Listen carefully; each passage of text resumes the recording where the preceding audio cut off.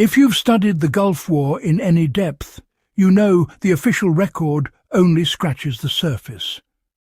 Desert Storm was short, but it was brutally intense, fought in an environment most United States troops had never experienced. Searing heat, abrasive sandstorms, constant dehydration, and an enemy armed with Soviet doctrine and chemical warfare capabilities. Searing heat, abrasive sandstorms, constant dehydration, an enemy armed with Soviet doctrine and chemical warfare capabilities. Under those conditions, soldiers and Marines developed a set of survival tricks that worked so well the Pentagon quietly locked them down afterward. Some were field improvised. Some came from special operations units. Others came from coalition partners who had lived in desert warfare for generations. But all of them were effective. So effective that the details were restricted or heavily redacted once the war ended. Here are 8 of the most important ones. The sand insulation canteen method special forces used to keep water drinkable. Well, it was pretty ingenious. Heat stroke was honestly one of the biggest killers in the Gulf.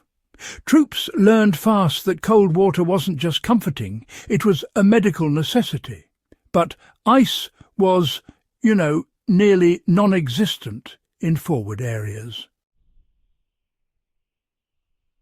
So, special operators used an old Bedouin trick-bearing canteens under shallow sand layers and wrapping them in damp cloth, allowing desert wind to evaporate moisture and pull heat away.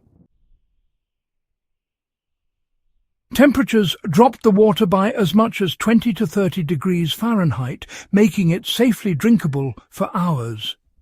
This technique became so effective that it was incorporated into classified survival briefs for units deploying to the Arabian Peninsula post-war.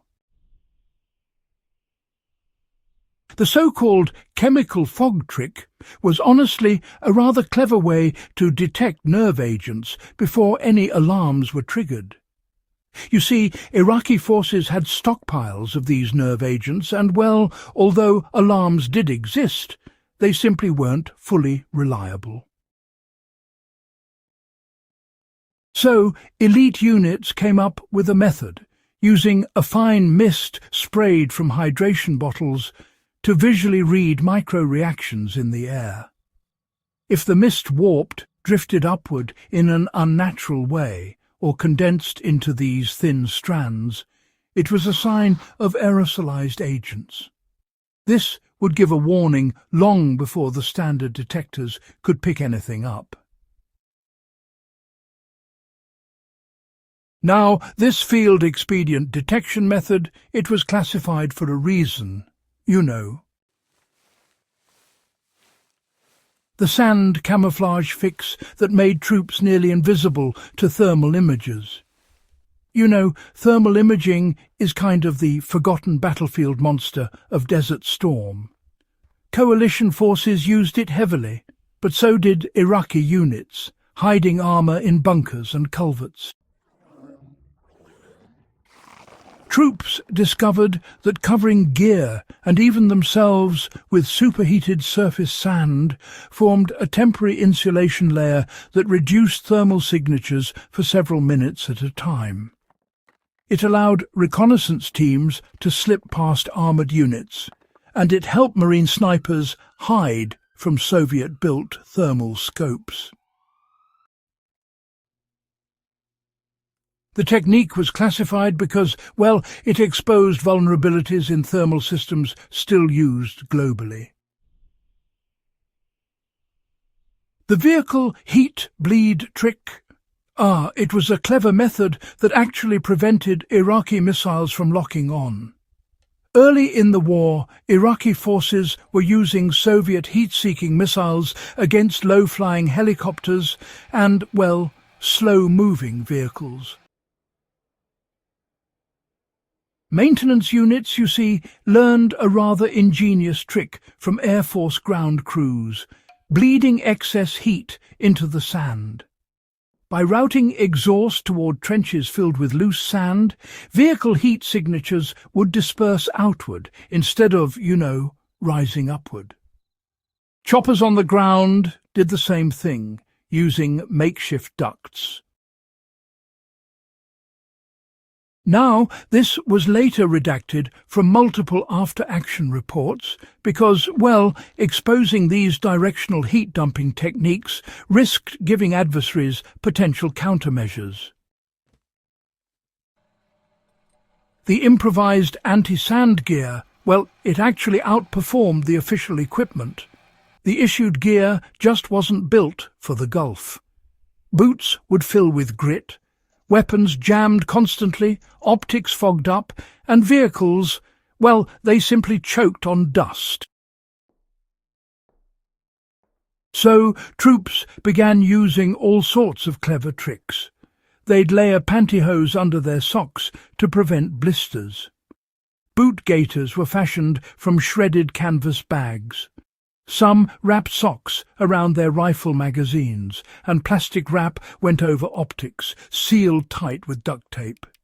Even oil-soaked cloth was buried inside rifle stocks. Really inventive stuff. These methods, honestly, allowed weapons to run longer and reduce foot injuries dramatically. But once the war ended, the Pentagon restricted details, since the improvised methods actually outperformed some of the issued materials and, that reflected rather poorly on procurement. The classified desert navigation technique using aircraft vapor trails was, quite an innovation. GPS, you see, was in its infancy during Desert Storm, and often degraded intentionally by something called selective availability. Maps were, frankly, notoriously outdated. And, to make matters even trickier, compass headings changed due to local magnetic anomalies. So, troops learned an improvised technique using high-altitude aircraft vapor trails as direction anchors. C-5s, B-52s and coalition transports flew pretty predictable routes, actually. Their contrails, visible for long periods in the dry air, provided reliable bearings when all else failed.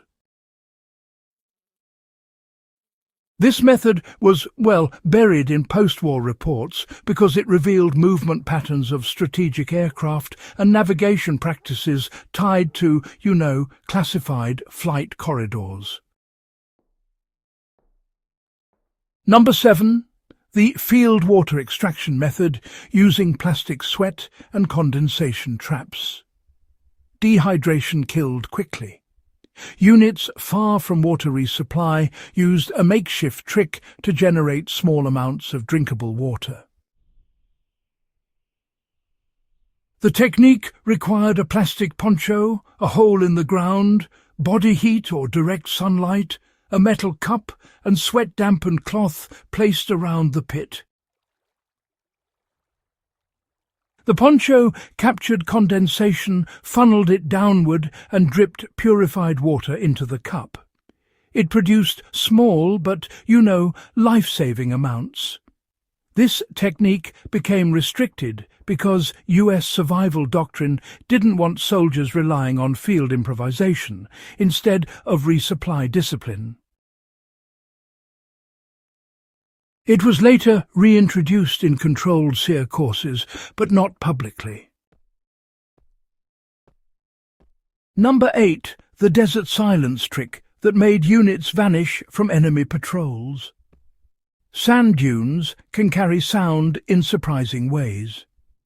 Troops learn not to walk along the crest, but on the shadowed slope, where wind patterns absorbed footsteps.